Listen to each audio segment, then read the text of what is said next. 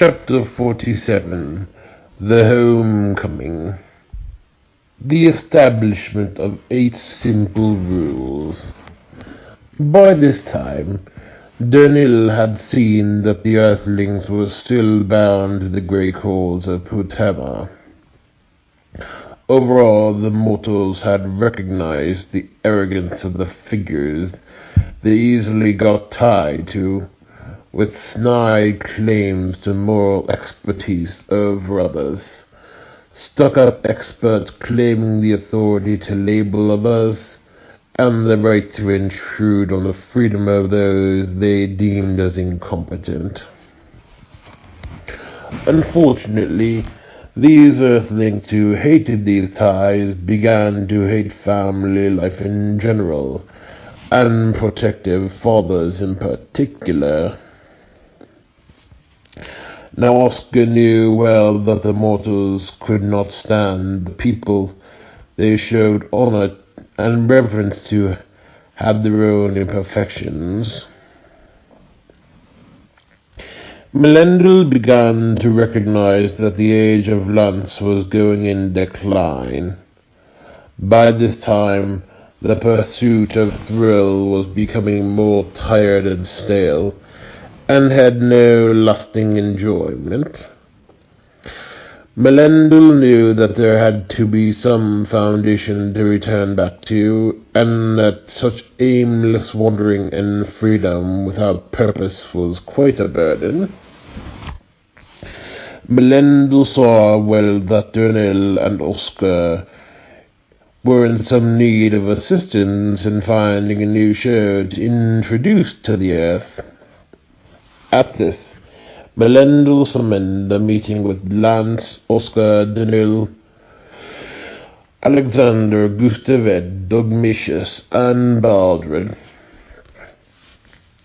Now Platonius and Mercius had been on another mission, assisting Teresa and Daxivadus. While meeting, Alexander remembered this television show known as 8 Simple Rules that first aired when the Karas moved, its second season when there was a conflict with the Jafaris, and their final season when Amir was a freshman in high school. Alexander remembered how one charge had seen the episode YMCA after the last day of school. Baldwin had been a bit skeptical at first, as he was not sure the character of Paul Hennessy would be the best introduction. Gustav protested that this was only because Paul had been an involved parental figure.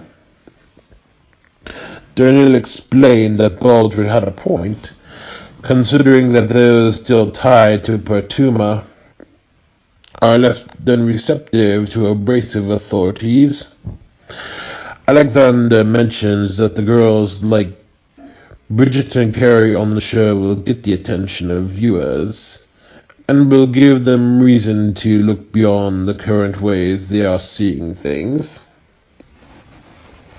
Then Oscar gives his stance.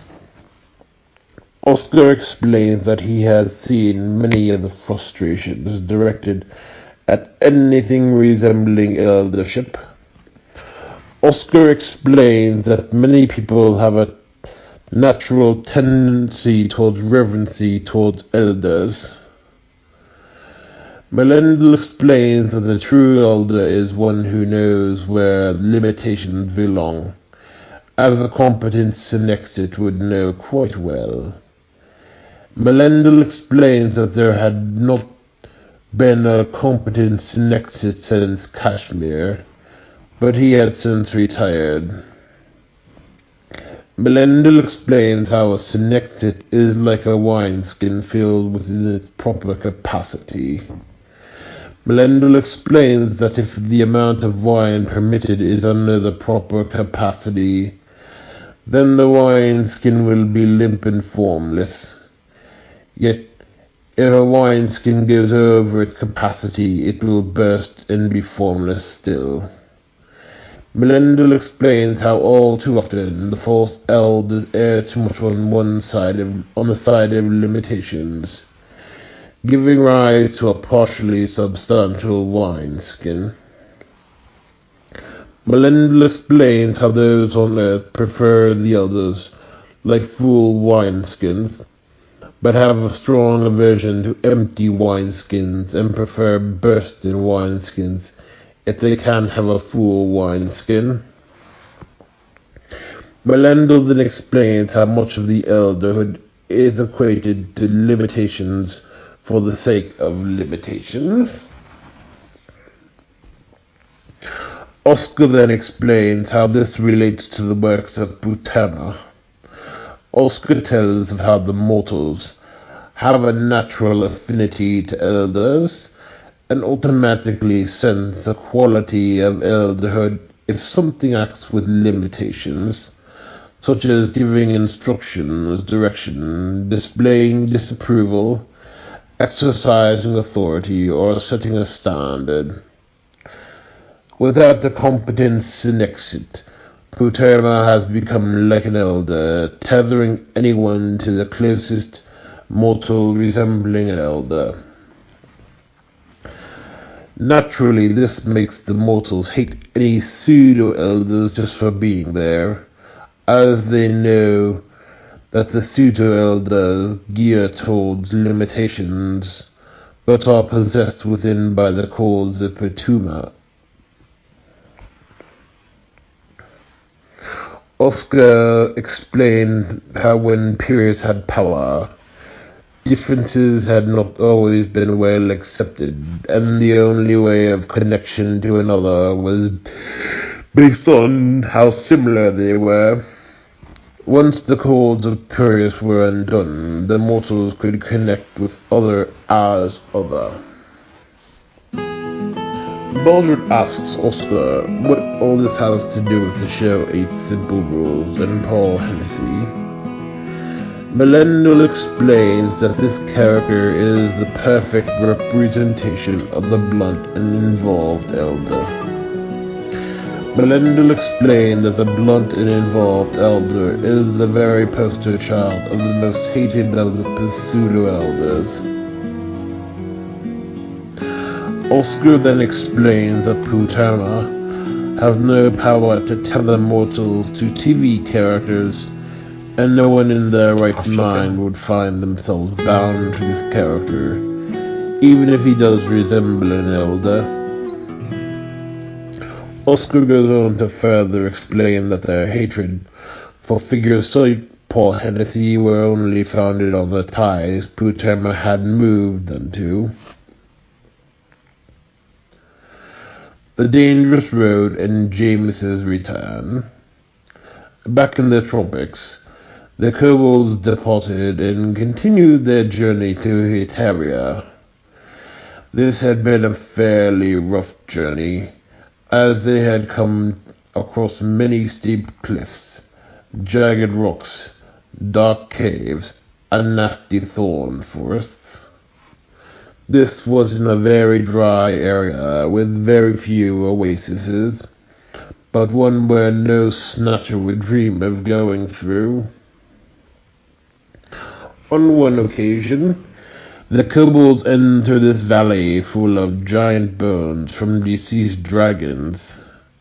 This greatly troubled the kobolds, considering that even mighty dragons had died in this place, and wondered if they could even make it out alive, or at least uninjured. Iridian started having dark thoughts about breaking a leg in such a region and never being found, and starving to death. Getting through this valley proved to be a very wearisome and fearful task. After a while, the kobolds figured out this mountainous region was the same region as the Han Mistvan spoke of back at the oasis. Eventually the kobolds enter into this trench crypt where dragons went to die. There had been very little light in this trench, and the kobolds must always keep watch, lest the dragon bone falls on their head. Eventually, the kobolds found their way out of the trench, and found this glorious view. They arrived on a mountainous region. From this land, the kobolds got a brief view of the gardens of Pedmontis. No kobold of the Forester clan had dwelled in this place since before the attacks on the land and the fall of the headquarters. The kobolds became very excited about being so close to Heteria, but had no clue what it was in store for them. Unfortunately, the kobolds could not find any easy and clear path from these mountains to the region of Heteria. This time they knew for sure that this area was Heteria, unlike the last time. Meanwhile, the kobold Gaxby was still in Gamsoil trying to find Jamis. Gaxby remembered that Severus told him that Jamis had just disappeared. When Gaxby asked anyone about Jamis, he was either met with ridicule or anger. One particularly well-dressed Gamsoilder told Gaxby that Jamis was an insolent traitor to the noble cause and only cares about being liked. Gaxby also found many wanted signs for the missing Jamis. This sign said that Jamis was a coward who ran away after being confronted for his careless demeanor. One day, Gaxby was traveling through this alleyway and heard a voice call out to his name.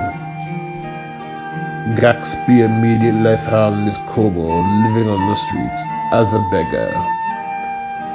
Gaxby asked the kobold who he was, and he defensively told him that he was Jamis.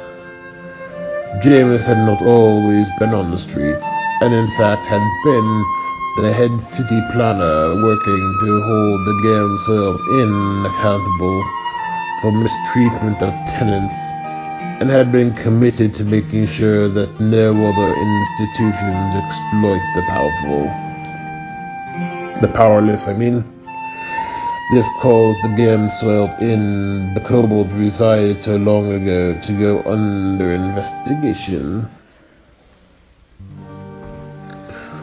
When it came to Jamis, the other councilman team, what members wanted to put a resident in an asylum, and as they considered his house quite messy, and knew he had aged a bit. Jamis voted against this decision and lost all popularity. The council accused Jamis of not really caring about the needy, and Jamis explained that he would not go along with any intrusion on the citizens' right for their own good. After this, Jamis got voted off the city council and ran out of money, putting him on the streets. Jamis explained that Tromer's brother had been on the council and had been looking for any excuse to turn the other council members against him.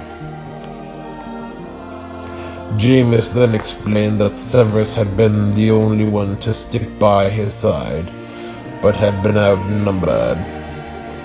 Jamis explains that Tromer made up this propaganda that he was only against committing this Gamsoil resident because he was lazy and uncaring, and the activity of Gamsoil League just reminded him of his laziness.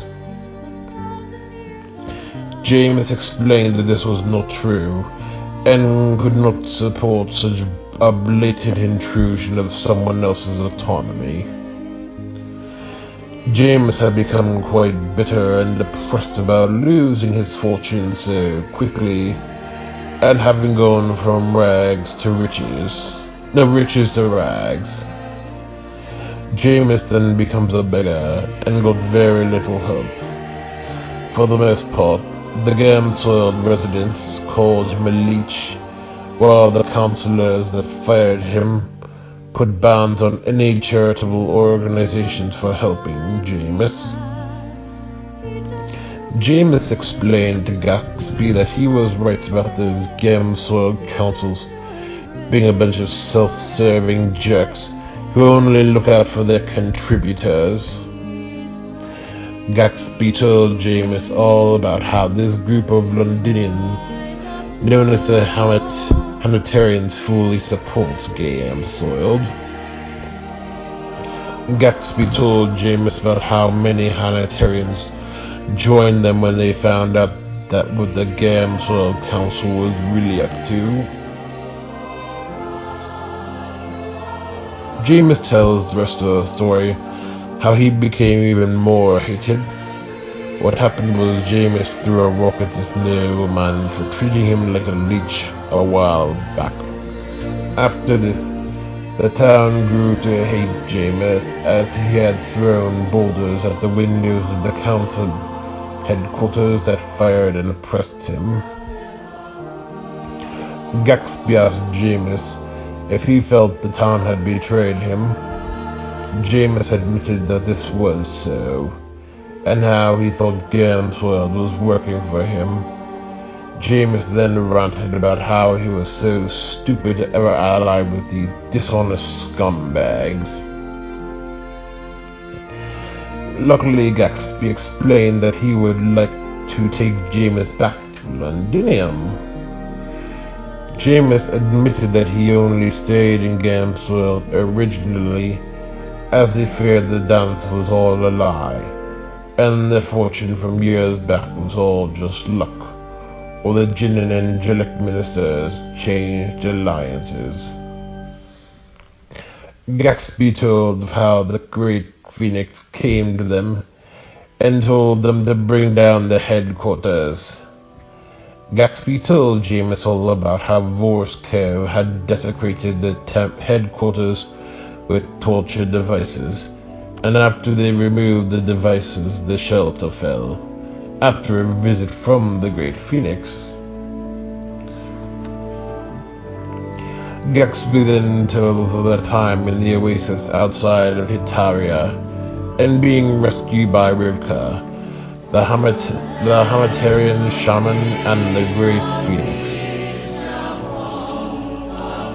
The early summer. By this time, Milo realized that getting out of town away from Cyberpunk was not all it was cracked up to be. After Milo got back from Orlando, he went to a concert at Cyberpunk High, thinking maybe Parisa would be in the chorus, and that therefore he would get to see Amira. One day later, Milo met with his career advisor, so they could find out where the best opportunities would lay. As it was, this advisor had not been highly competent and utterly clueless about where to look for jobs. At this time, the advisor kept suggesting janitorial services, since she knew the boss. Now Milo accepted this offer, as he was told that they would help him find a better job if he was dissatisfied. As it was, the service hired Milo, but then let him go, as they did not have any work for him to do. This was after they got all his personal information. Milo noticed that the guy who he did talk to was not exactly the most friendly guy in his whole business. Before school let out for, not for him, but like the high school and middle schoolers, or inside the porn in general, Milo saw an episode of 8 Simple Rules, which had been the episode where Grandpa Jim punched out another YMCA club member for talking about his granddaughter Bridget. Now this man did not know that Jim was her grandfather. That afternoon, Milo asked Sylvester to get ice cream on the last day of school, but he never responded. During high school, Sylvester had gone through a very standoffish phase, which sort of annoyed Milo. Now Milo hoped to do some activities in order to possibly stop the mirror picking Parisa up from school. Lance's sentence. By this time, the show in Simple Rules had reached a level of popularity not seen since it first aired, nearly a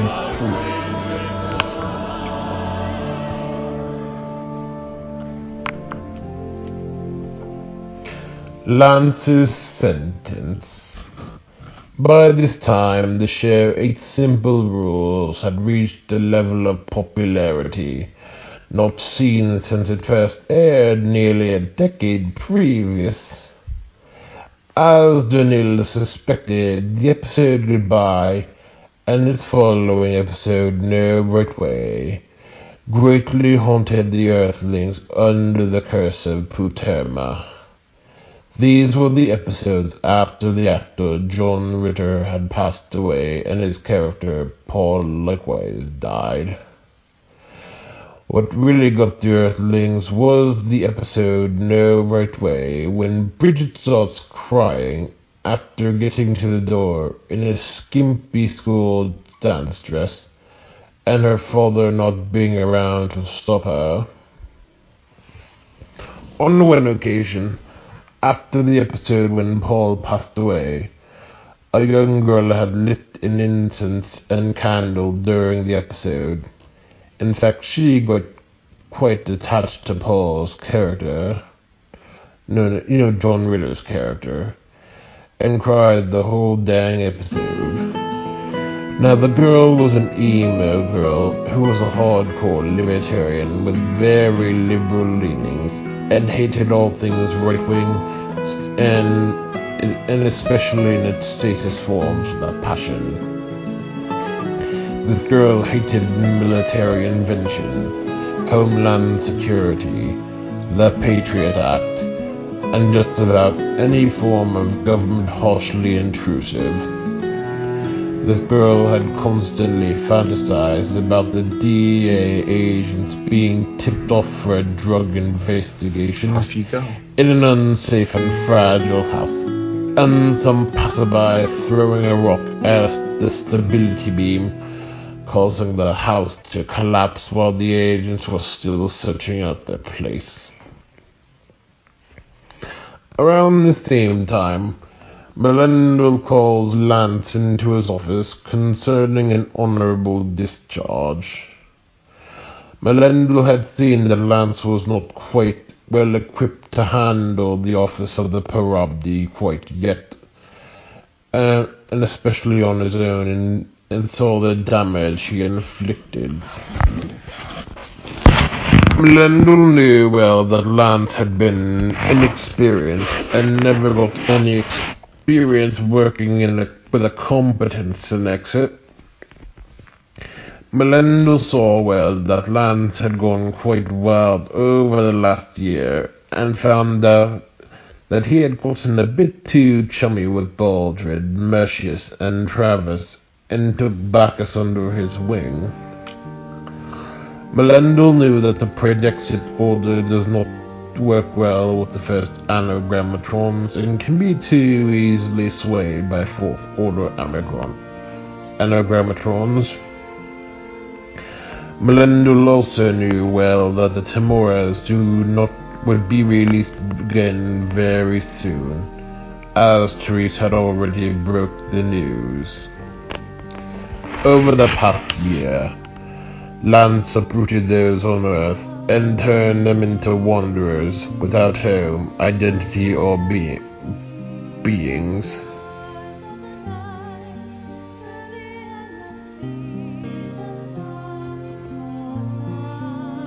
Lance had also been responsible for drawing the people away from all responsibility that decayed into an antisocial and dispassionate hedonism.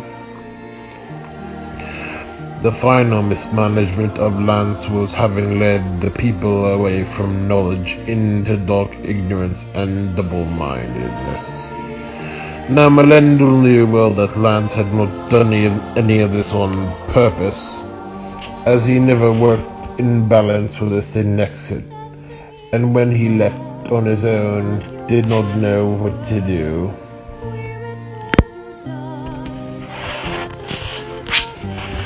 Melendel informed Lance of the charges brought against him. Lance had been utterly distraught about such damage he caused, and explained that he had not been well equipped to handle such responsibilities. Lance explained that he never should have gotten a year to himself and made everything worse. Lance then admits that he was never prepared to handle these responsibilities and should have listened to Brutus. Melendel explained that he was right to challenge Brutus, as no synexit is above the parabdi. In fact, Melendel had no interest in punishing Lance, but sent him to attend the parabdi training seminar. Melendel clearly knew that Lance only acted out of ignorance and inexperience. Melendel gave Lance 2 months to get his affairs in order and to report to a training center by the fall. Lance had asked Melendel what would happen to the earth over his training. Melendel explained that history would probably repeat itself like in the days the Rakshasajinns first took their reign almost 7 years ago. Melendel remembered how the hyper-corded sheepers had but misled on earth into selling over their dignity in order to get by, while the hyper-corder Whippu promoted scapegoating. Melendel then remembered how, at the renunciation of Whippu and her master Infunder Mollis, the earth had been trapped in a paper-cutout world. Melendel feared that this may be the last a while in order to get things back to after a major disaster. By this time, the influence of the charism of the early church fathers and Bible-believing inclusivists was nearly being forgotten in favor of political agendas. That is, Melendel knew well that the Templars were needed desperately. The last days. One weekend in June, Miley went to St. James for Sunday Mass, as Margaret and Lydia had a baby shower for their cousin Charlotte, and Ray was on his golf trip. This was over Trinity Sunday, and the Canticle of Daniel was sung. In church, there was a majestic vision of these tyrants who tried to burn these youths in the fire. The fire had not calmed the youths, and the tyrants decided to jump into the fires in a haughty fashion. These tyrants were utterly destroyed by the fire and cursed the names of the youths. During this time, Milo was still a bit obsessed with confession, and found he had a hard time ever scheduling appointments with priests, as the St. Timothy's secretaries were churlish and unhelpful bunch. On one occasion, Milo called St. Timothy's but found no priest available, and the secretary had been even more unhelpful. and gave him an attitude like he was bothering the priest. Milo then cursed out the whole confession system and how they believed that one would go to hell if they died without confession, and called this a rigged system that placed people at the mercy of the clergy. Milo then cursed out the ideology and called the God who would only accept a confession through a priest to be utter garbage. Now Milo really used the sacrament in order to get a chance to get some help from a spiritual point of view, and thought there was some more mystical power that had nothing to do with lifting some guilt penalty. In late June, Sylvester and Salvatore came over to Milo's to swim. Sylvester gave Milo some attitude when he asked about his favorite Netflix films.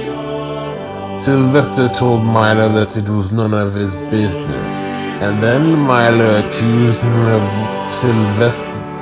Sylvester of watching naughty YouTube videos. No, naughty Netflix videos. Sylvester gave Milo quite a nasty scowl at these accusations.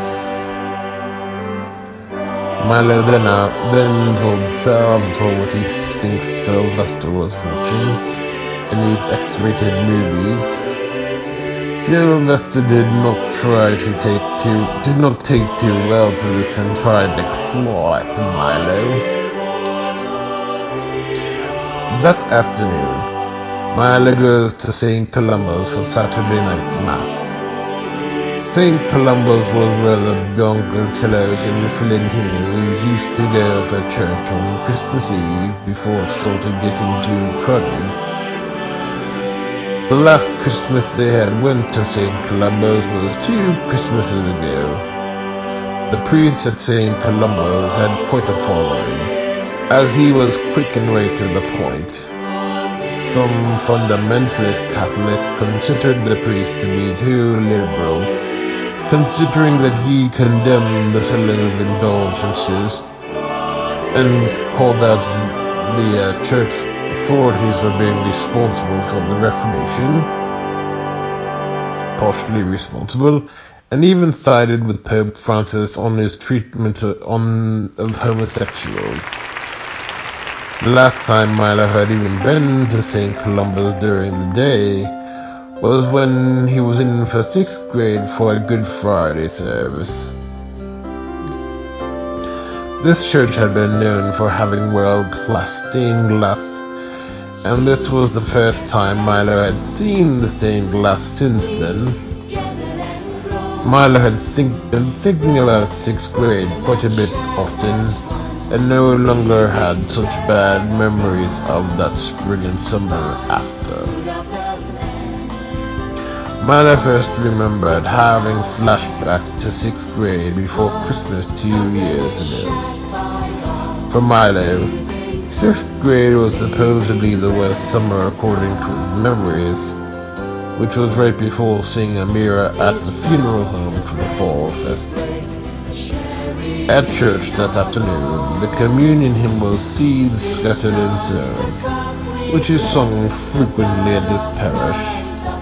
This hymn was sung frequently at St. Timothy's back when Milo was about to start 2nd grade. St. Timothy's had not done the hymn in a few years, as they got new hymnals with a change in the liturgy. During church, there was a strange vision of an angelic figure, resembling a Middle Eastern Jew, holding a scroll. The figure began a sermon preaching the parable of the sower and the seed. The preacher shows these sandy foundations on polygamous swinging, living as a homeless wanderer, away on aimless adventure, and always blaming his dissatisfaction on some imperfections with his destination. Then the preacher brings forth a flashback to Milo as a 6th grader, first being attracted to girls, unable to commit to any in particular. Then the preacher shows Milo another flashback of that same year when he became open to a world full of rich cultures and histories, but looked at them in highly formulaic ways. Then the preacher shows Milo how that summer after 6th grade had been days of despair and fear, until the dawn of the new school year when he noticed a mirror for the first time. Then the preacher showed Milo his days as a 9th grader, after the falling out with Minyu, and how he was ogling many girls, primarily cheerleaders, but never felt anything truly for them. Then the preacher also showed Milo flashbacks to the rich discoveries of Christmas hymns he made the summer after 8th grade and beginning of 9th grade, and the period of dryness in finding him supper, highly emotional megachurch music. Then the preacher took all of Milo's memories, except some from the summer after 6th and 9th grade, and the current summer. The preacher promised Milo that he would start getting the memories back in 2 years. After getting back from church, Milo found The Parent Trap on television. Milo remembered this movie from the spring after Duddlecap and seeing a mirror, and was most entranced by the scene where Hallie and Annie first found out they were twins. This is that scene where they are in an isolation cabin after having gotten punished by Mob Jr. and her mother. Then they are sent into the cabin for the next few weeks and have to and then they get into a little fight when it starts to rain.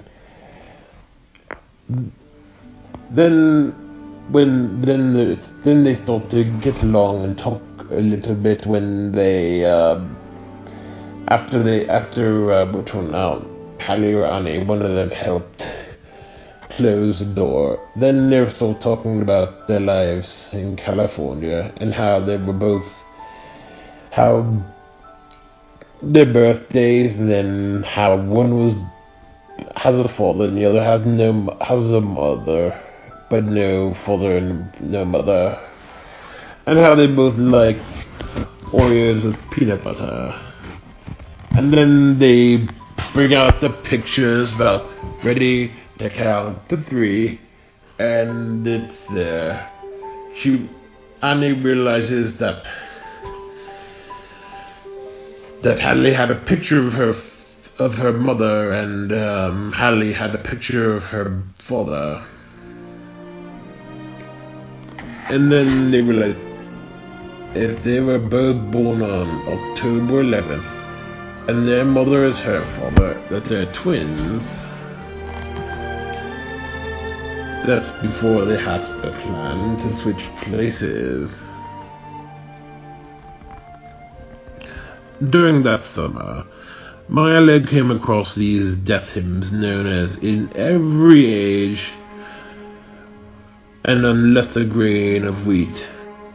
Milo heard both hymns during the previous Lent in church. In Every Age is a haunting hymn based on Psalm 90, similar to this hymn in Gila, and Unless a Grain of Wheat is based on Jesus' last teachings in Jerusalem before the Passover and Last Supper. That's why they're so popular during Lent.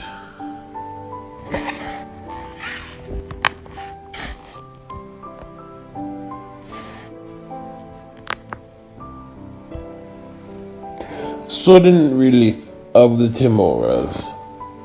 Around the same time, the Jinns knew the day was near that the Timoras would be released back on the earth.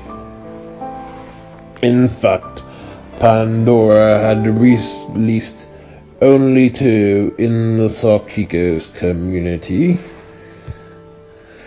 Luckily, this had not fared out too bad, though there was quite a scare in the air. What they had not anticipated was how soon it would be happening.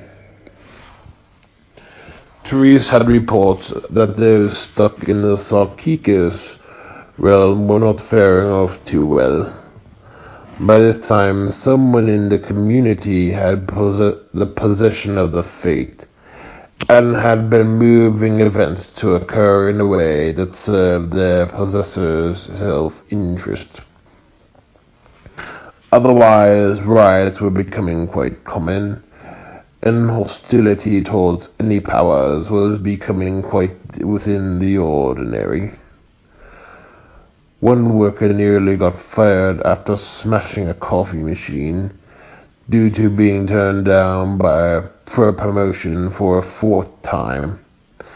This had been after he put his name in so many times, and some lazy yet manipulative co-workers got the promotion anyways, just for having friends in high places.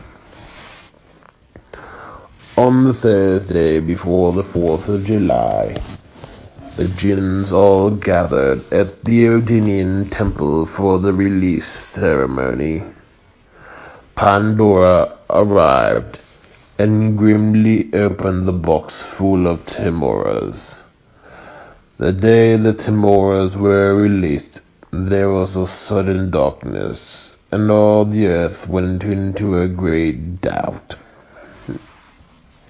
The dance had been all but forgotten. During these days of darkness, many melodicos intruded on the earth. The melodico Antistate went into the Sarkikos community and slashed many cords connecting the Senexit Sarkikos community with the home community.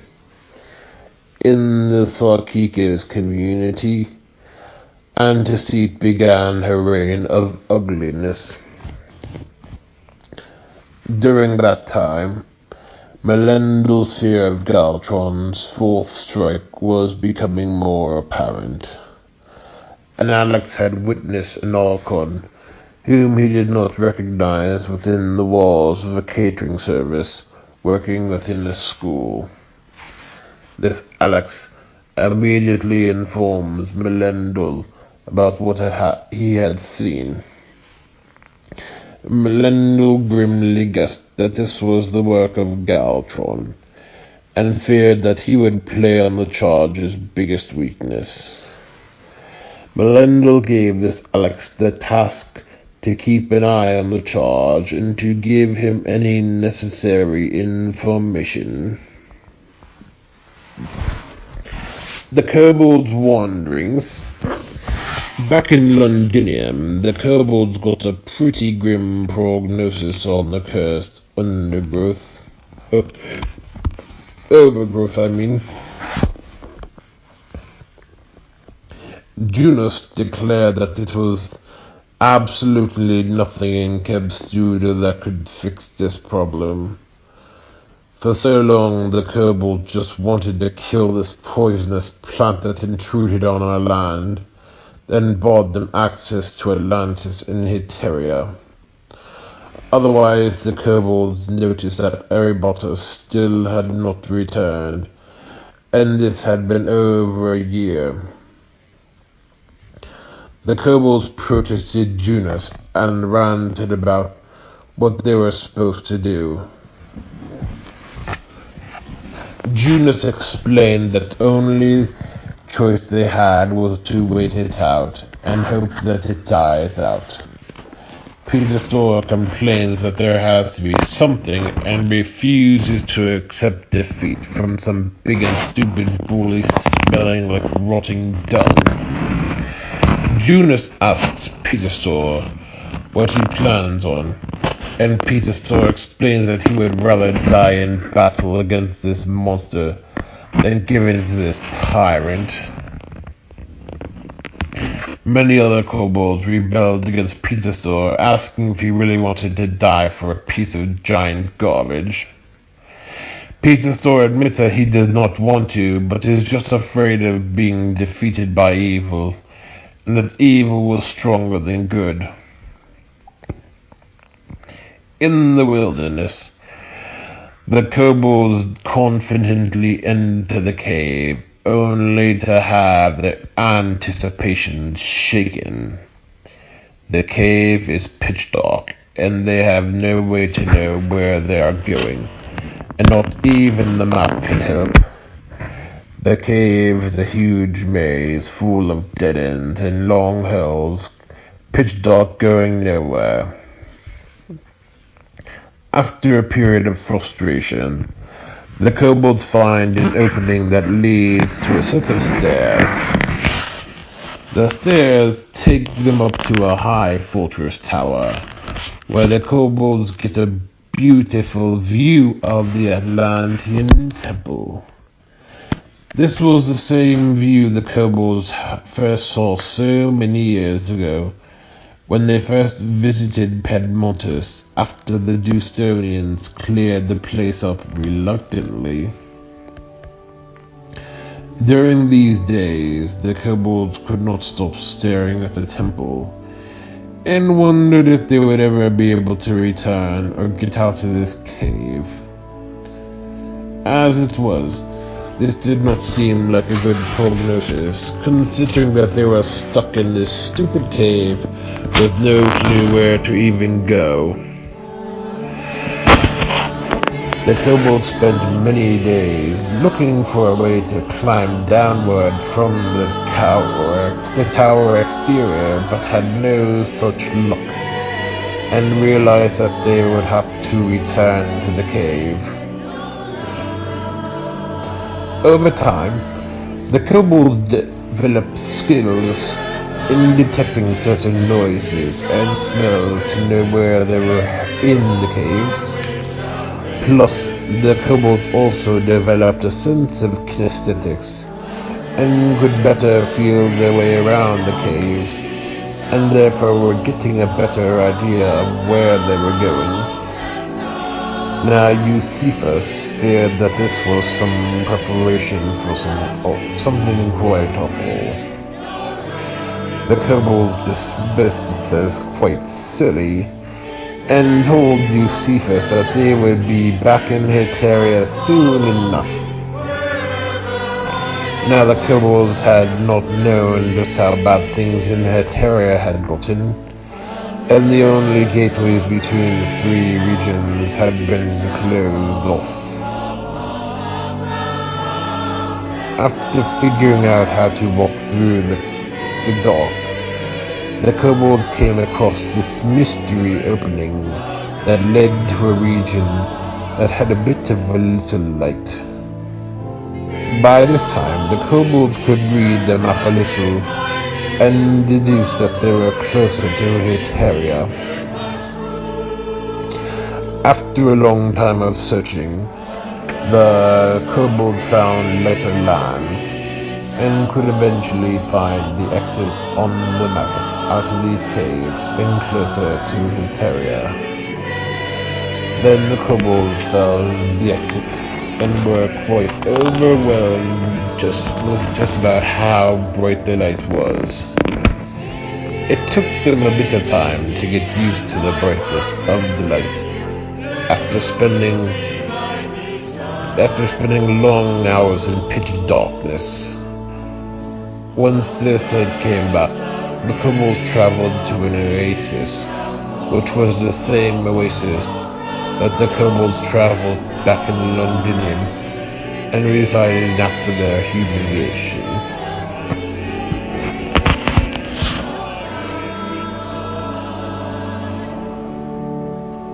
The flashbacks.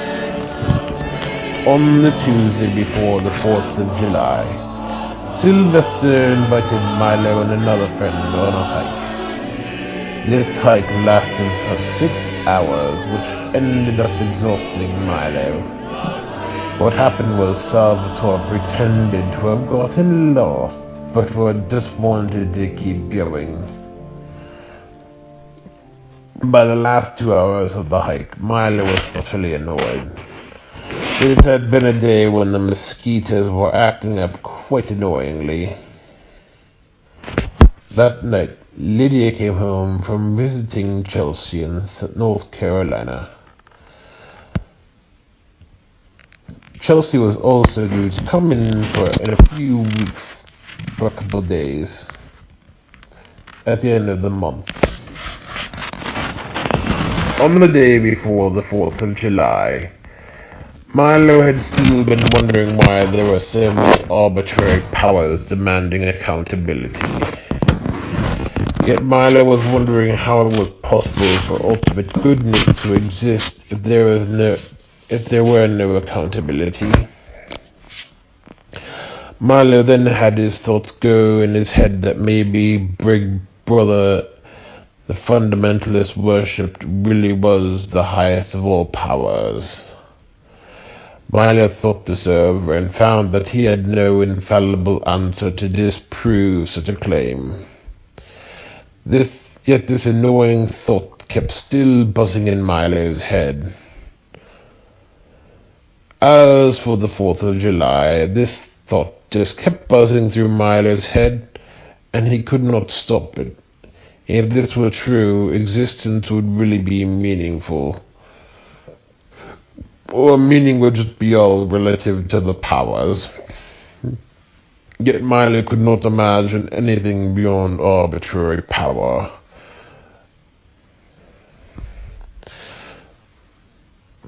A week after the 4th of July, Milo was not doing any better at ridding himself of these nagging questions. All this nagging did was taunt Milo's uncertainties. Milo then started to see that no matter what answer he had, there was always some alternative possibility. Milo then started to want to find a way to get into the transcendent to disprove these uncertainties, and wanted some indisputable proof about absolute goodness, truth, and beauty really were one, and absolutely were powerful. Still, this felt quite strange, as Milo had always taken it for granted that goodness was absolute.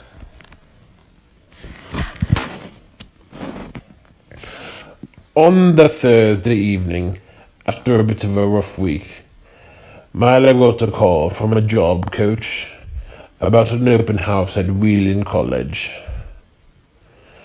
Now Milo had that day had made some quite a rancid dish of this peach-based barbecue sauce, and had been thinking all about and still having a hard time comprehending what was going on, not having an answer. Milo still wondered why, if he should be hating strict father figures, if it was okay to, if he was wrong for thinking that all about them. The next day, Milo arrived at the college student center and waited a while for his career advisor to arrive. At the front desk, there was a Pashtun girl Milo had seen before. She had been about 2 years younger than Lydia, and her older sister was in Lydia's graduation class. When the job coach arrived, she took Milo to where they were filling out applications.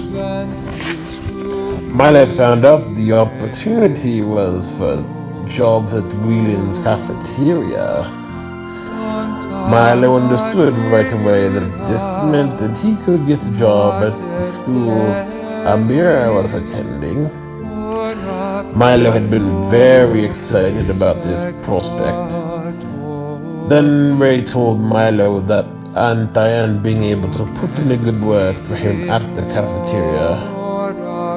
As it was, the cafeteria services were really an outside service that Aunt Diane had nothing to do with. Milo hoped that it had been a sign that the highest power was doing something good for him. That night, Milo saw Home Alone 2 on television. Milo remembered this movie from the summer after 6th grade, before seeing a mirror at the cars. The next day, Milo went to Lily's graduation party in New Seneca. That morning, Milo was still a bit out of sorts. Milo had read some e-books on his Kindle of near-death experiences, and the being of light mentioned. This did not do too much for Milo, as mere words had not done the trick for him. Being back at the O'Malley's house reminded Milo of his first trip to New Seneca, particularly because Uncle Matt's niece was at the graduation party. This niece had been at a party for Alicia around the same time as Milo's first visit.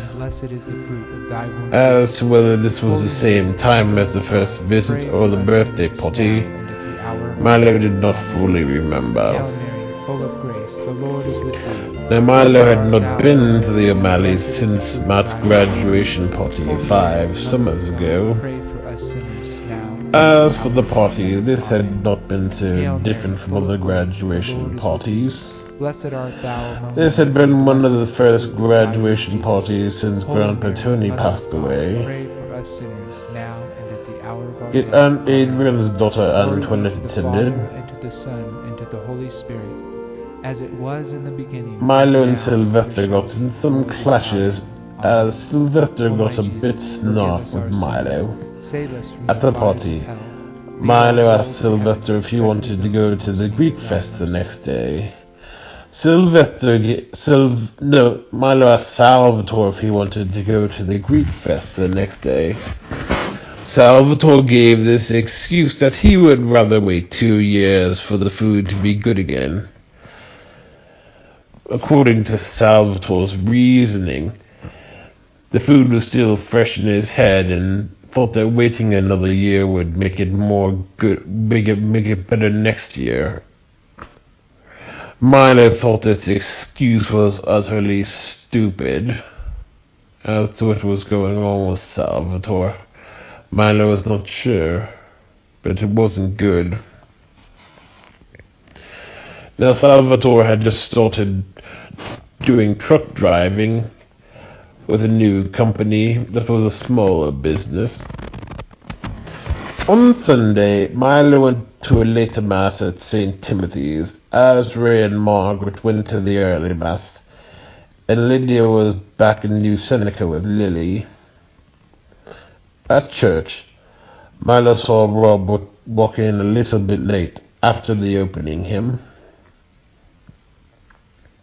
During mass, Milo had that nasty thought of the Big Brother God again, and wanted to know how to shake it off. After church, Milo and Rob went to the Greek fest. On the way over to the Greek fest, Milo got a text from Sylvester that he and Uncle Leo would be leaving for Drake's Forest the next morning if he wanted to come along with them. Milo then started talking with Rob about the fall fest that occurred at North Creek Middle School in 6th grade. North Creek is next door to the Greek Orthodox Church that hosts the festival, which we probably already know. The third joyful mystery. Then Milo spoke about the mirror at the second fall fest in quite a nostalgic and peaceful and longing way. Milo had a series of flashbacks to that fall fest when he had seen the mirror in middle school so many years ago. Rob started asking Milo why he was so interested in these Middle Eastern girls. Now Rob knew quite well that Milo liked Minu, as he remembered Pavoni from St. Timothy's. Yeah, Pavoni is Minu's older sister. Something Hail about Mary, the full mirror of had grace, felt the Lord is so with real thee. to Milo Blessed art thou that among she was women, and closer blessed is than the he fruit of could thy womb, see. Jesus. Holy Mary, Mother of After God, pray for us sinners, eating now some and at the Greek hour of our dishes, death. Milo looked Amen. at some Hail Orthodox Mary, books full they of were grace, the selling, Lord is with thee. and Blessed then went art into thou the among church women, for and the blessed is the tour. fruit of thy womb, Jesus. Milo had Holy some Mary, Mother interest in of God, Orthodox pray for us sinners, now Christianity, and at the hour of our considering they death. were more Amen. compatible Hail with Mary, mystery full and of grace, the Lord is uncertainty, with thee. Blessed art but thou among wanted to women, know and why blessed they is had the felt fruit of so thy womb, Jesus. compatible with these Holy things. Mary, Mother of God, pray for us sinners, now and at the hour of our death. Amen. On Monday, Hail Milo Mary, went full to of Drake's grace, the Lord Forest is with National thee. Park Blessed art with thou Uncle among Leo women, and and blessed is the fruit Sylvester. of thy womb, Jesus. They left Holy early in Mary, the Mother morning of and God, got pray for us breakfast at sinners, now and Perkins. at the hour of our death. Now in Amen. the morning, Hail Milo Mary, was full still a of bit grace, the Lord is tormented with by thee. these Blessed art thoughts. thou among women, and Milo blessed is the fruit remembered, of thy womb, that Jesus. afternoon, Milo Holy Mary, remembered Mother of God, visiting this pray for park us sinners, before now starting and at the hour of 7th our and death. 10th grade, Amen. Hail which was Mary, right full of before grace, the seeing a Lord is mirror with thee. after a long Blessed art thou time. among women, and blessed is the fruit On of the thy way up, womb, Jesus. Milo Holy had Mary, Mother seemed of to God, notice pray for something us quite sinners, now mysterious and about at the the hour of our nature death. scenery, Amen. Hail Mary, considering that full he of was grace, the putting Lord so is with much thee. effort into Blessed art thou suppressing among his women, and thoughts. blessed is the fruit of thy womb, Jesus. In the morning, Holy Mary, Uncle Mother of Leo, God, Milo, pray and for us sinners, Sylvester went now and through at a the little hour of our walk death. through the Amen. hike Hail through the Mary, full woods, of grace, the Lord is which with thee. further Blessed reminded art thou Milo among of women, his and blessed previous is the trips fruit of to thy womb, Drake's Jesus. forests. Holy Mary, Mother of God, pray for us After sinners, hiking, they now and rented at the some hour of our canoes death. and sailed Amen. down the creek. Hail Mary, full of On grace, the the Lord is with canoes, thee. Milo Blessed art started thou among talking with women, and Uncle blessed Leo is and the fruit of thy Salvatore womb, about Jesus. their Holy Mary, Mother Sylvester of about God, their pray for us previous sinners, trips now to and at Drake's the hour of our Forest, death. Amen. Glory be to the particularly Father, and to the memories Son, and to the of Holy the trips Spirit, before as it seeing a was in the mirror. beginning, is now, and The ever first shall time be, the family world went to without end. Drake's Amen. Forest was shortly O my before Milo Jesus, forgive started us our 7th sins, grade and save saw us a from the mirror fires at of the hell, funeral and lead home all in souls to Fall heaven, Fest. especially those The in most third need of time the thy family mercy. went to Drake's Forest was after Milo had a flashback to 7th grade and before Amira was about to start high school. After canoeing, Uncle Leo bought some ice cream at the canoe rental station. This had been like a kind of deck area. On the way back, Milo still found the scenery more fascinating and hoped they'd stop in one of these hick towns for dinner. After getting back, Milo got some nasty thoughts of more uncertainty. Milo was not even sure any of his memories were even real. Back at Uncle Leo's, Milo and Sylvester were playing Mario Karts. Sylvester had stopped the game as he had lost 2 of the games, and Milo blabbed asking him why he was stopping the game. Uncle Leo asked Sylvester if he was cheating on the game. Now Milo was not gonna bat Sylvester out for this one, but Uncle Leo deduced that Sylvester had tried cheating.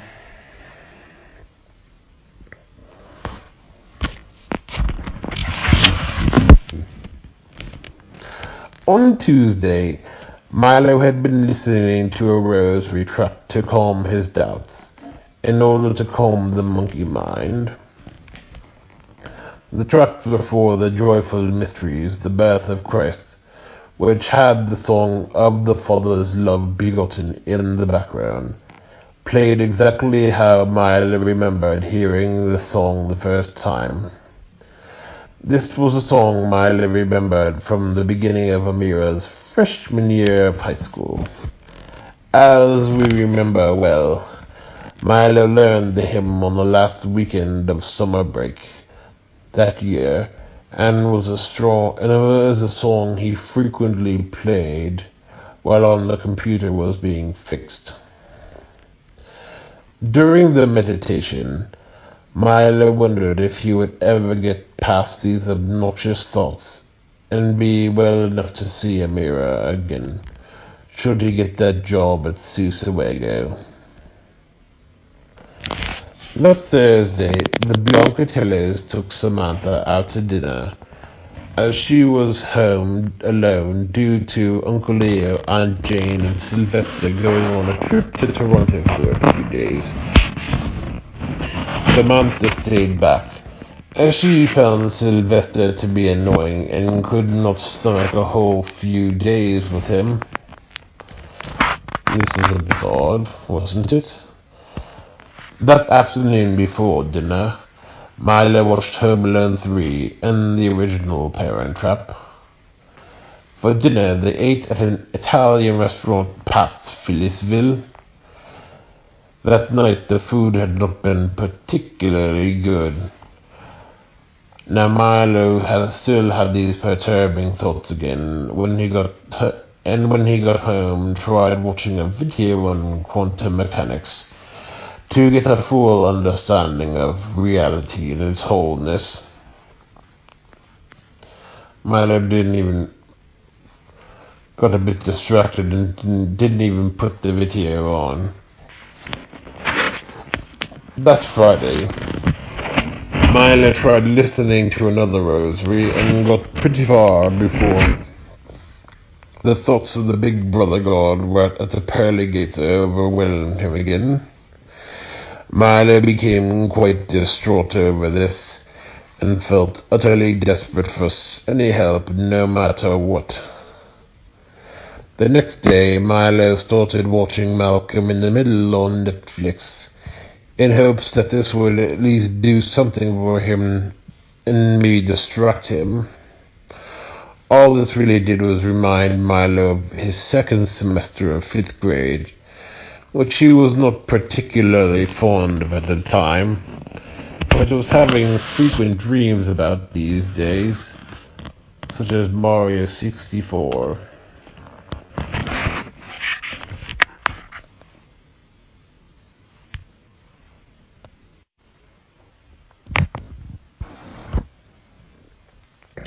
The end of Lance's age. Yorama is summoned back to the Oracle and witnesses the following. A teenager is hanging out in his bedroom, only to accidentally come across a haunting rap hip-hop song about all the suffering in the world, from poverty to disease, and is haunted for long periods of time. Yoriyama confides what he has seen with Therese and Daxivadis. According to Therese, the release of the Timoras was pretty traumatic. Daxivadis explained that this seems like there is no consolation within the Sarkikas realm, or at least very difficult to find. Daxivadis explains how the very rational basis sustaining the Sarkikas community is being questioned and strongly doubted. Therese explains that it was a good thing too, as those stuck in the community are beginning to want to leave this place. Therese explains that those in the community realize how dangerous possessing the hand of the fate would be, and how this power may be efficient but is indifferent to righteousness and has grave potential to assault free choice mortals are endowed with. Otherwise, the time of Lance's departure was at hand. None of the Jinn are overly thrilled about Lance handing power back to Brutus. Melendel explained that he had a power plan to let Brutus have his age, which should determine if he was fit for the Synexit position. Melendel suspects that being under Lance will have taught Brutus some humility. One grey morning, Lance departed the office of the Predexit and departed for his school for training.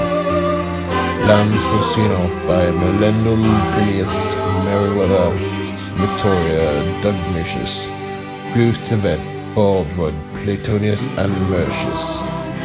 Now the whole community had been quite distraught, but trusted that Melendez knew what he was doing. Plus all the gins knew well that Lance had not been quite sufficient with his work and needed significantly more training. Melendez assigned Mercius to take over while Lance was in training. The end of the summer.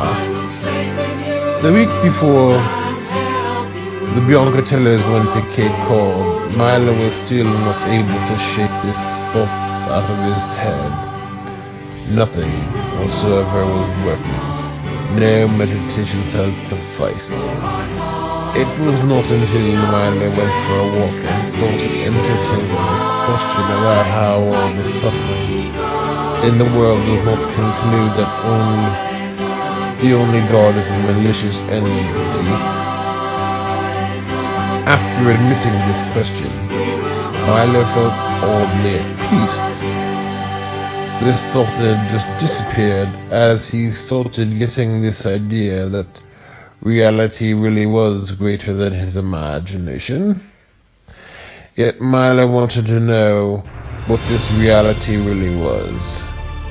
The next day, Milo came across some videos about the results of car accidents and some pretty graphic burns, along with the consequences for smoking.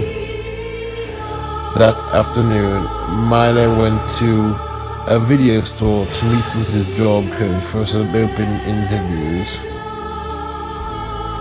While looking at movies, these videos only repeated in Milo's head as the job coach came an hour later. Milo found out that the open interviews were not till Saturday. Then Milo would be back to the coach's office, only off to fill out more applications with no success. Now Milo really just did not want to be there and wanted to get home.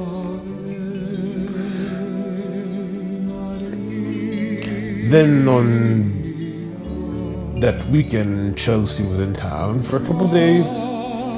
Now Lydia was quite annoyed with Chelsea as she kind of was hanging around with some friends who had ditched her back in high school, and only wanted to be friends with Chelsea once they found out she was moving. These had been middle school friends. Now, for some reason, Chelsea had never been great about sticking to plans with either Lydia or what's the other one, or Emily. Now, Milo had just been asleep when he found out the news and was trying to be all kind of new agey with Lydia. The next day, the Biancatellis went to church. They were getting ready to leave for their trip the next morning for Cape Cod. Within that last week of July, the Biancatellis went on their vacation, as we know, to Cape Cod. They left early one Monday morning and stayed for 6 days. On the way up, Milo was still having some difficult time tolerating uncertainty, and still reading some books, hoping for some form of certainty. The Biancatellis arrived at Cape Cod in the evening for a seafood dinner. That evening, Milo started, after getting a bit tired, he started getting this sense of some form of higher consciousness beyond certainty. On the first full day, the Biancatellis went to the beach. Now the beaches in Cape Cod are not exactly warm, and known to have sharks. For lunch, the Biancatellis got lobster rolls, which was a lobster salad on hot dog buns. Surprisingly, this was very good according to Ray and Milo and the rest of them. When it came to dinner, they ate at an Italian restaurant. On that Tuesday, the Biancatellos went whale watching. Before heading out to whale watching, they got breakfast at some little hole in the wall. Now the restaurant was pretty standard, nothing really fancy to write home about. Otherwise, the whale watching was quite interesting. They did not see a whole lot of whales. Milo was doing some meditations and could somehow distract himself from those uncertainty thoughts. Then that night, they went to another Italian restaurant. On Wednesday, the Biancatellos went to a nature center, walked on the beach of the center, and then got dinner at a New England-style seafood restaurant with a complimentary bowl of clam chowder. On Thursday, the Biancatellos went for a bus tour. This tour started off showing remains of some early torture devices the Puritans used. The tour also went to little stops such as lighthouses and some beaches. They also stopped at a wooden fortress with some walled towers. The tour's final destination was Provincetown, known for having a large gay community. That night when the tour ended, Bray and Milo picked up a pizza from the Barnstable Mall. That last day was pretty dreary, and they went on a pretty dull train ride. Now they noticed that the residents of Cape Cod were not the friendliest people. However, the seafood had all been pretty fresh. As for that last day, they ate at a little restaurant that had some specialty burgers. Then they left on Sunday morning. After getting back from Cape Cod, Milo put his name in for a dishwashing job at Wheeling College cafeteria. 1 weekend later, Ray and Milo went to the Italian festival at St. Rocco's. When Ray and Milo arrived, Mass had ended and the congregants did a procession with the Virgin Mary, and the procession sang "Hail Holy Queen enthroned above." The procession was led by the bishop. At the festival, the new reporter Jasmine showed up, along with some girl Milo had seen at St. Timothy's before. Over that time, these obsessive thoughts started dying down for Milo, much to his relief. Milo started developing some obsessions with classical and medieval philosophy, as he wanted to prove once and for all that Big Brother and brute force were not the ground of being, and wanted some trans-rational explanation. Around the same summer, Lydia was moved down to Akron for good. Well, as good as long as possible. Lydia had not taken moving too well, and when they dropped her off that Friday evening, which was also Grandma Pearl's birthday, she was quite distraught. This was considering she was washed up with a roommate.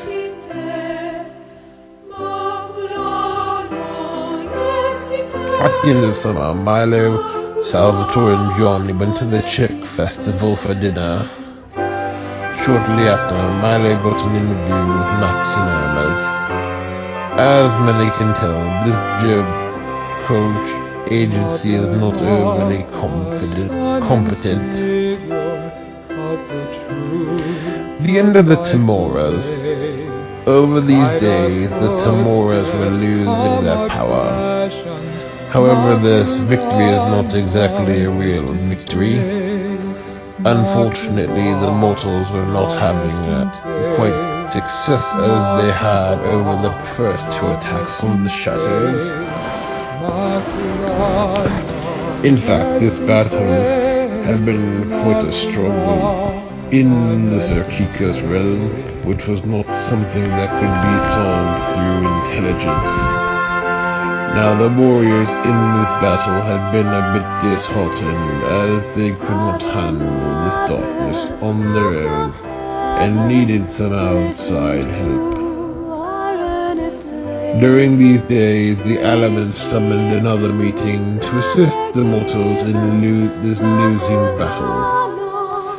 The elements chose the charisms of Anglican apologist C.S. Lewis, near-death experience expert Raymond Moody, and theological philosopher St. Anselm of Canterbury, alongside the charisms of Peter Kraft, Robert Barone, Eckhart Tolle, and Bishop Puhallo were given more responsibilities. Brother Volition explained that the skeletal structure set up by the charism of the Didache had been collapsed, as the Yasha offspring had put the flesh on too prematurely.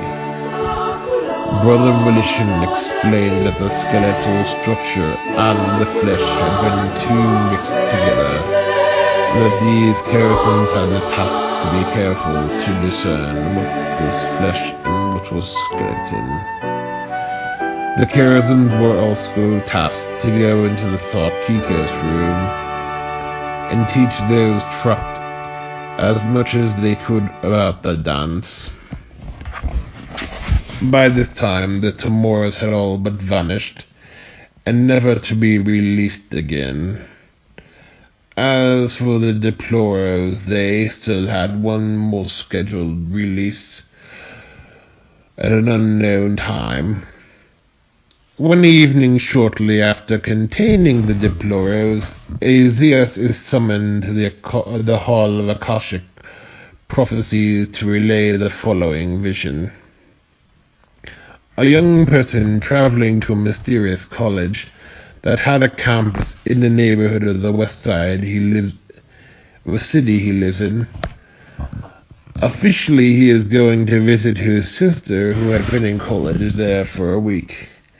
This guy knows that Alia from Degrassi attends the school and had also posed for a picture.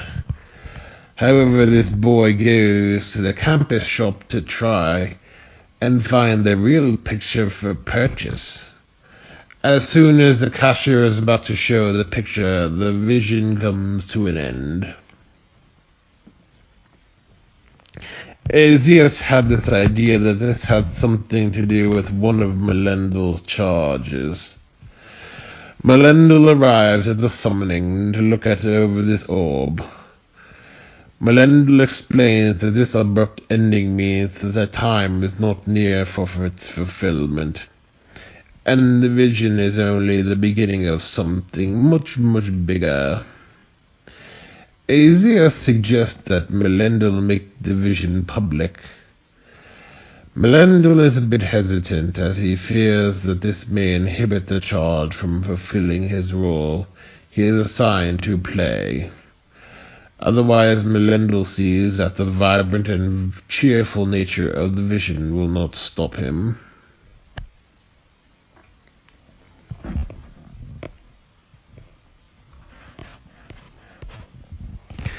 The last days off in New York City. Over Labor Day weekend, Milo got an interview with Wheeling College. Margaret got on the phone while Milo was in the pool with Salvatore and Sylvester. Margaret explained that this was from Wheeling. Milo spoke with the woman Heidi, who was one of the managers and food service providers for Wheeling. The interview was scheduled for the next day on a Sunday morning. That afternoon at the pool, Milo told Sylvester that he would no longer bug him about Parisa. Salvatore promised that he would, and Sylvester asked that he please won't do that. That night, the Biancatellis went to church, and then they went to a diner like Stacy's out in the country, kind of close to where Milo went to see Jessica years back. That Sunday, Milo had his interview downtown in Wheeling College, in the Essex area. Heidi asked Milo all the same meaningless questions like why he wanted to work for the Wheeling College cafeteria. Milo did not tell Heidi the real reason he wanted to work there, and made up some silly excuse that he likes Wheeling College in general, and always been a supporter. As for the last days off, Milo still attended the meetings with his job coaching service. Over these last days, Milo watched the Recess movie, visited the co-op a couple times, ate lunch at a New York-style deli, and finished Malcolm in the Middle. For some reason, this month seemed to be utterly timeless, and nothing seemed either to last too long or too short. Before the anniversary of 9/11, Milo got Chinese with Salvatore and Johnny after church. Then before a trip on the 9/11 anniversary, Milo saw a couple of those 9/11 documentaries, which had been a bit depressing. The Tuesday before Milo's trip to New York City, he went to confession at St. James, got a milkshake from Arby's, and went to his coaching meeting. When Milo arrived, he found out from his job coach that there was an opening at Wheeling, and she offered to call the school. Back at home that night, Margaret told Milo that she was proud of him for being willing to do a dishwashing job. Margaret had also explained that she thought this job may be better than a nursing home, since she knew Milo was never good with healthcare institutions. Milo believed that working in a cafeteria at a college would be more glamorous, and possibly more fun than a job at some dreary nursing home.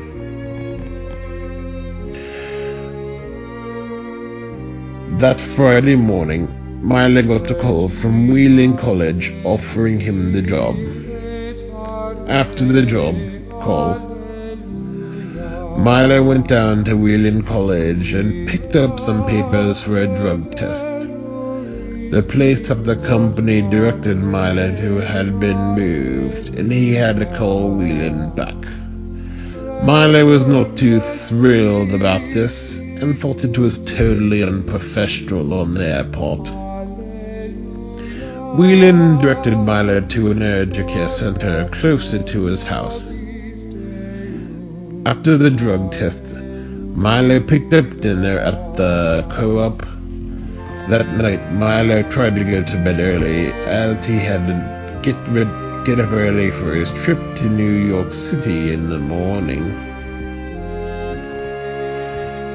The next day, Milo was woken up quite early and watched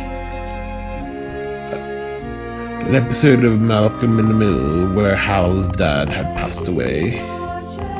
Margaret then got Milo up out of bed, despite that he was already awake. After Milo got ready, Uncle Leo picked Milo and Ray up, and already Rob was in the van with them. Rob told Milo that he knew Merle from work, and said that Merle would try getting him a job at the factory. Then Uncle Leo drove into Uncle Mike's neighborhood, where there were a couple walking a small terrier. Then they drove out of Cytopond, and halfway between Cytopond and Akron picked Ben up. Then they drove through the Pennsylvania area. Milo, Ray, Uncle Mike, Uncle Leo, Ben, and Rob left for New York City to see the game with the Chicago Bears and the New York Giants. They arrived in New Jersey and had Taco Bell for lunch. Being at Taco Bell reminded Milo of having gone to this fast food facility a few times when he was in 7th grade. Milo had also remembered there was a fire station open house like the one he attended before the Cars party and the 9/11 attacks originally. The closer they got to the city, Milo saw the skyline of Manhattan for the first time. Ben asked Milo if this was the first time he'd ever been to the Big Apple. Milo then tells his cousins and uncles about getting the job at Wheeling and starting pretty soon. Exactly how soon, Milo did not know.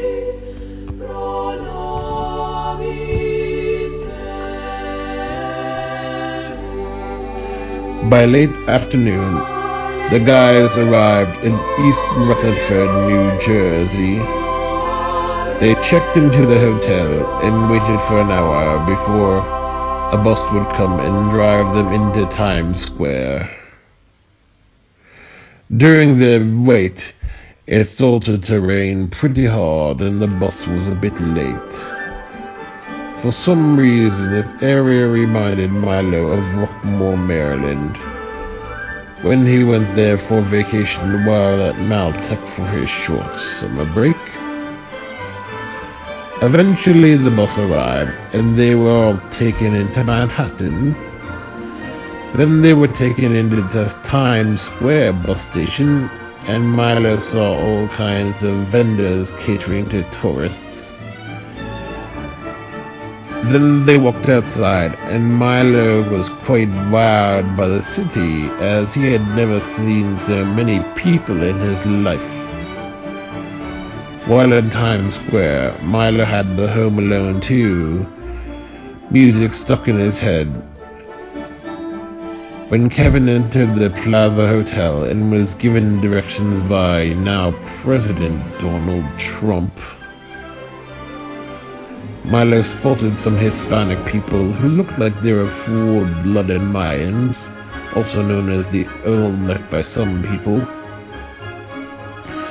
Milo noticed that standard tourist shops like the Roasted Nut Venue and a Middle Eastern shawarma shop.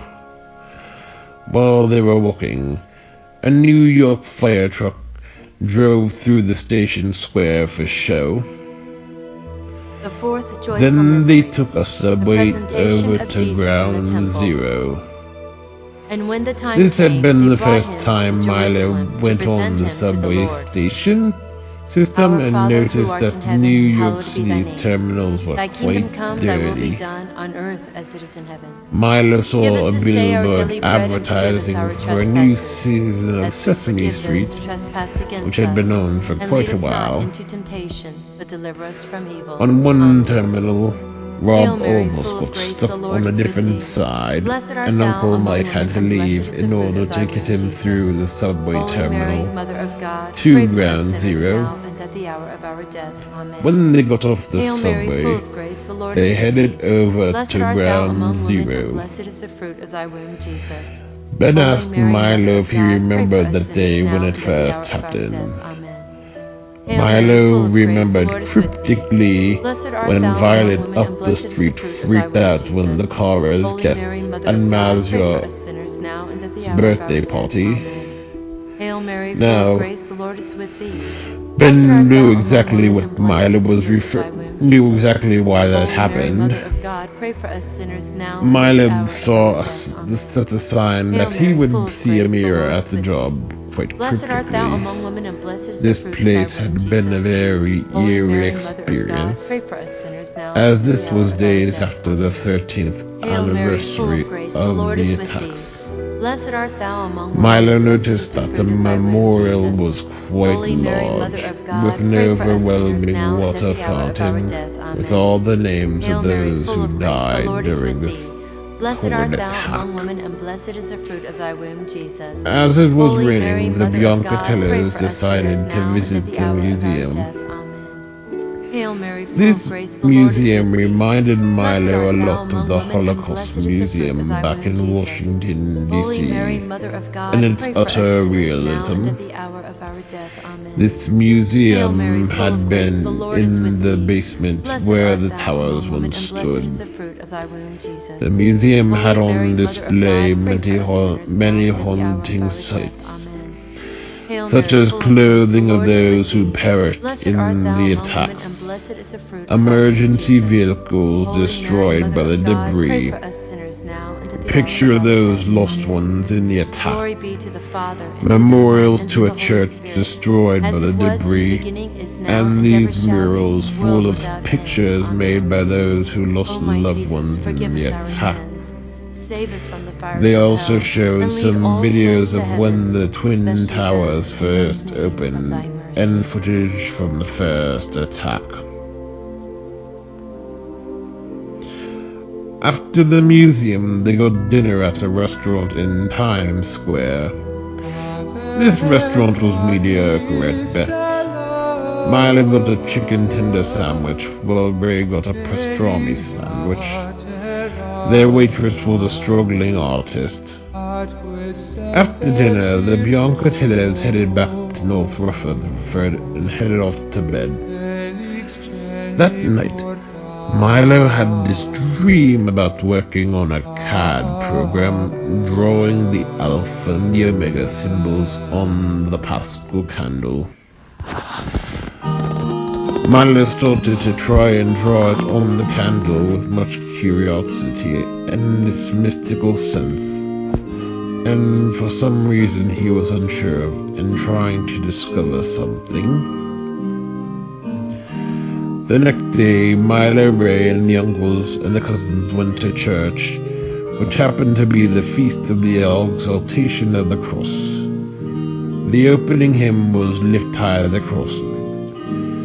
The priest explained how this feast was set up to refute the Reformed claim of penal substitution and emphasize the cross as a sign of mercy.